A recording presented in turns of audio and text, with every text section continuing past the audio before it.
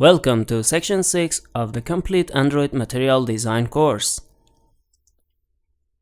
In this section, we are going to work with buttons. Note that in material design, we can use three types of buttons. The first type of buttons is raised buttons, which are typically rectangular.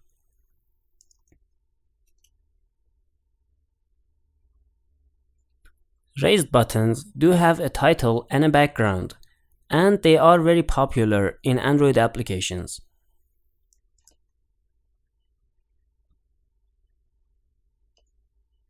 The second type of buttons is flat buttons. This type of button only has a title and doesn't have a background.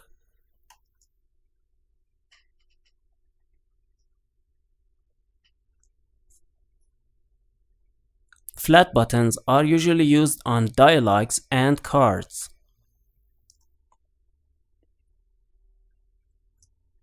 The third type of buttons is circular shaped buttons, which are also known as floating action buttons.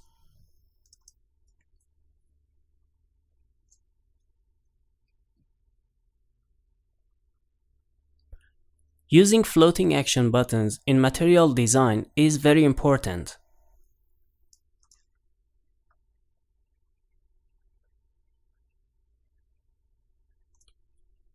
Usually, floating action buttons can be created in the two normal and mini sizes.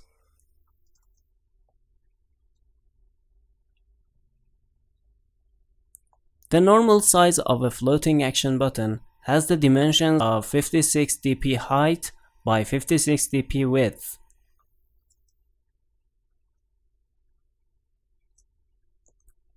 And in the mini size, our floating action button has the dimensions of 40 dp height by 40 dp width.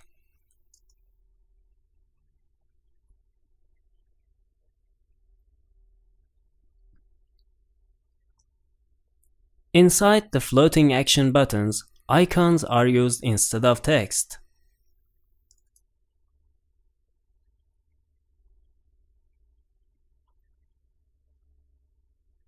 Floating action buttons have various types.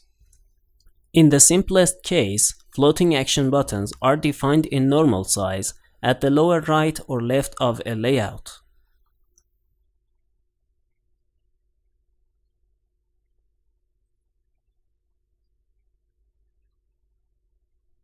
In an alternative case, floating action buttons are placed on the toolbar, as shown in this image.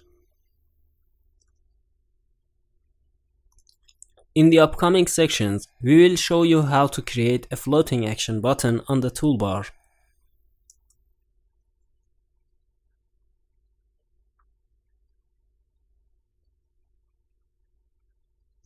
And there's another scenario where floating action buttons are defined as menus.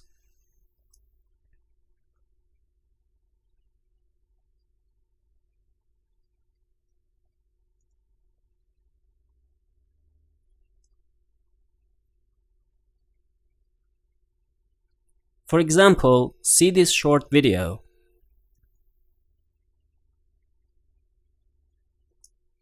As the main floating action button is selected, a list of various floating action buttons appear in mini size, and we can define a functionality for each floating action button.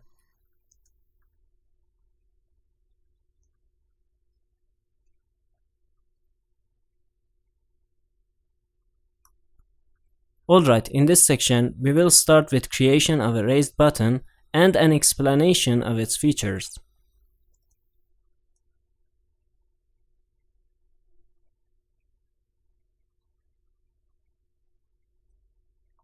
Then we'll learn about flat buttons, and finally we will finish our work by creating a very simple floating action button.